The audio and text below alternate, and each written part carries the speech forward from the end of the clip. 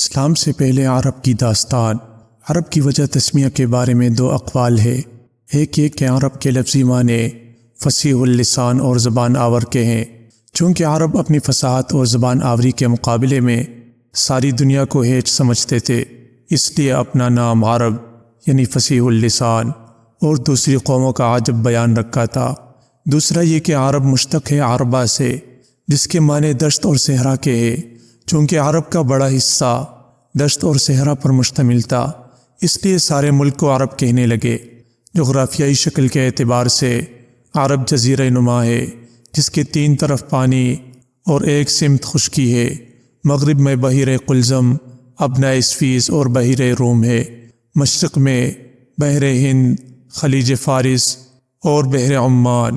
جنوب میں بحر ہند، شمال کی حدود بہت مختلف ہے۔ بعض جغرافیہ دان شام تک اس کی حدود کو وسعت دیتے ہیں۔ عرب کی اب تک باقاعدہ پیمائش اور مردم شماری نہیں ہوئی ہے، لیکن تخمینی رقبہ 12 لاکھ مربع میل ہے، جو جرمنی اور فرانس سے 4 گنا ہے، اور آبادی 1 کروڑ کے قریب ہے۔ ملک کا بڑا حصہ ریگستان اور صحرا پر مشتمل ہے۔ ملک بھر میں پہاڑوں کا سلسلہ پھیلا ہوا ہے۔ عراق، یمن اور شام کے خطے شاداب اور زرخیز ہے۔ محل وقوع کے اعتبار سے ہر مقام کی آب و ہوا جدا جدا ہے، لیکن عموماً گرم خشک ہے۔ عرب لسانی تقسیم کے اعتبار سے سامی ہے۔ مورخین نے انہیں 3 طبقات پر تقسیم کیا ہے: عرب بائدہ، عرب عاربہ اور عرب مستعربہ۔ عرب بائدہ وہ قدیم طبقہ ہے جو تاریخی دور سے ہزاروں سال پہلے مٹ چکا تھا۔ عاد اور سمود کی قومیں اسی طبقہ سے تھی۔ اشعار عرب اور بعض الہامی صحیفوں کے علاوہ کسی تاریخ سے ان کے حالات کا پتہ نہیں چلتا۔ عرب عاربہ کی تاریخ موجود ہے۔ یہ لوگ یمن کے آس پاس آباد تھے۔ یہی لوگ عرب کے اصل باشندے ہیں، اور عرب کی قدیم تاریخ انہی سے وابستہ ہے۔ عرب میں ان کی بڑی بڑی اور ترقی یافتہ حکومتیں تھیں۔ ان کے عظیم الشان محلات کے کنڈرات اب تک عرب میں پائے جاتے ہیں، جو ان کے دنیاوی جاہ و جلال کے شاہد ہے۔ تیسرا طبقہ عرب مستعربہ ہے۔ یہ حضرت اسماعیل علیہ السلام کی نسل سے ظاہر ہوا۔ ظہور اسلام کے وقت یہی 2 طبقے عرب میں تھے، اور اسلام کی ابتدائی تاریخ انہی سے وابستہ ہے۔ عرب کی دینی تاریخ کا آغاز حضرت ابراہیم علیہ السلام سے ہوتا ہے۔ حضرت ابراہیم علیہ السلام سے پہلے سارے عالم میں گمراہی اور ضلالت چھائی ہوئی تھی۔ روئے زمین پر ایک قوم بھی خالص اللہ واحد کی پرستش کرنے والی نہ تھی۔ انسانوں کو معبودی کا دعویٰ تھا۔ حضرت ابراہیم علیہ السلام کے وطن بابل میں نمرود اپنی عبادت کرواتا تھا اور قوت کے زور سے اپنی معبودی منواتا تھا۔ اس دور میں اللہ نے حضرت ابراہیم علیہ السلام کو نور ہدایت دے کر بھیجا، مگر اس عام تاریکی میں کوئی نگاہ اس نور کو نہ پہچان سکی، اور ہر طرف سے حضرت ابراہیم علیہ السلام کی مخالفت ہوئی۔ نمرود نے آپ کو آگ میں ڈلوایا، اغث خاص نے مخالفت کی، باپ دشمن بن گیا۔ اس لیے آپ علیہ السلام وطن چھوڑ کر مصر چلے گئے۔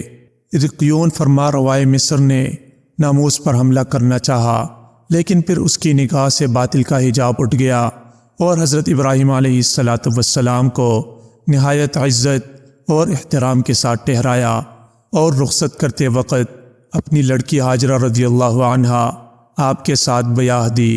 حضرت ابراہیم علیہ السلام کی پہلی بیوی سارہ رضی اللہ عنہا تھی۔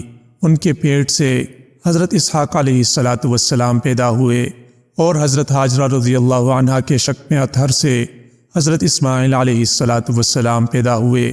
حضرت سارہ رضی اللہ عنہا پہلی بیوی تھی، اس لیے وہ ہاجرہ اور ان کی اولاد کو اچھی نظر سے نہیں دیکھتی تھی، اور ماں بیٹے دونوں ان کی نگاہ میں کٹکتے تھے۔ چنانچہ ابھی حضرت اسماعیل علیہ السلام بچے ہی تھے کہ حضرت سارہ رضی اللہ عنہا نے حضرت ابراہیم علیہ السلام کو مجبور کیا کہ وہ دونوں کو ان کی نگاہ سے دور کر دے۔ اس لیے آپ علیہ السلام نے حضرت ہاجرہ رضی اللہ عنہا اور حضرت اسماعیل علیہ السلام کو لے جا کر عرب میں آباد کیا۔ حضرت ابراہیم علیہ السلام کا سب سے پہلا اور مقدم فرض گمراہ دنیا کو توحید سے آشنا کرنا تھا، لیکن عراق اور مصر اور شام کی متمدن دنیا میں گھوم کر دیکھ چکے تھے کہ یہاں کوئی اللہ کا پیغام سننے والا نہ تھا، اس لیے توحید کی اشاعت اور تبلیغ کے لیے ریگستان عرب کا سادہ صفحہ جو اپنی اصلی فطرت پر اور تمدن کی نقش آرائیوں سے پاک تھا انتخاب کر لیا، اور حضرت اسماعیل علیہ السلام کے مستقر مکہ میں اللہ واحد کی پرستش کے لیے بے چھت کا ایک چھوٹا سا گھر بنایا، اور حضرت اسماعیل علیہ السلام کو اس کا متولی بنا کر اس گھر کی آبادی اور مرکزیت اور نسل اسماعیل علیہ السلام کی برومندی کے لیے اللہ سے دعا کر دی۔ روئی زمین پر یہ پہلا گھر تھا جو خالص اللہ واحد کی عبادت کے لیے بنایا گیا۔ کعبہ کی تعمیر سے پہلے اس مقام یعنی مکہ پر کوئی آبادی نہ تھی، لیکن حضرت ابراہیم علیہ السلام کی دعائے مستجاب کے اثر اور کعبہ کی کشش سے لوگ رفتہ رفتہ یہاں آ کر آباد ہونے لگے، اور سب سے پہلے جرہم کا قبیلہ حوالی مکہ میں آ کر آباد ہوا۔ حضرت اسماعیل علیہ السلام نے اس قبیلے کے سردار مزماز جرہمی کی لڑکی سے شادی کی، اس سے 12 اولادیں ہوئی، ان میں سے نابت اور قیدار کی نسل نے بڑا دنیاوی جاہ و جلال حاصل کیا۔ حضرت ابراہیم علیہ السلام کی زندگی ہی میں کعبہ کو عرب میں مرکزیت حاصل ہو گئی تھی، اور یہ سلسلہ چل نکلا تھا۔ چنانچہ حضرت اسماعیل علیہ السلام کے بعد کعبہ کی تولیت کا منصب ان کے لڑکے نابت کے حصے میں آیا، اور 2 ہی پشتوں کے بعد آل اسماعیل علیہ السلام میں اتنی کثرت ہو گئی کہ حصول معیشت کے لیے انہیں مکے سے باہر نکلنا پڑا۔ ان کے نکلنے کے بعد بنی جرہم نے کعبہ کی تولیت پر قبضہ کر لیا۔ آل اسماعیل علیہ السلام نے دنیالی رشتہ کی وجہ سے ان سے کوئی مزاحمت نہیں کی، اور وہ مدتوں کعبہ کے متولی رہے۔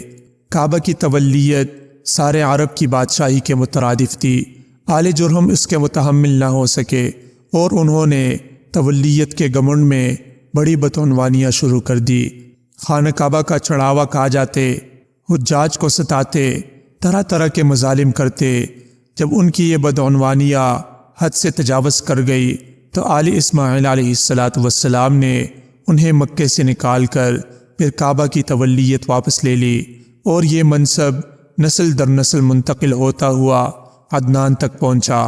یہ بڑا تاریخی شخص ہے۔ حضور صلی اللہ علیہ وسلم اور اکثر صحابہ رضوان اللہ علیہم اجمعین کا سلسلہ نسب اسی پر ختم ہوتا ہے۔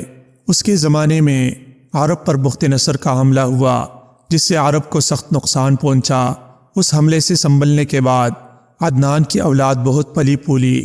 ربیعہ، مضر اور قزاعہ کے نامور قبائل اسی کے نسل سے تھے، جنہوں نے عرب کی پرانی تاریخ میں بڑی عظمت اور شان حاصل کی۔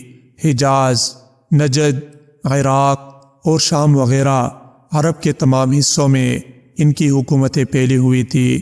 ان کا خاص پیشہ تجارت تھا۔ امید ہے دوستو ویڈیو آپ کو ضرور پسند آئی ہوگی۔ السلام۔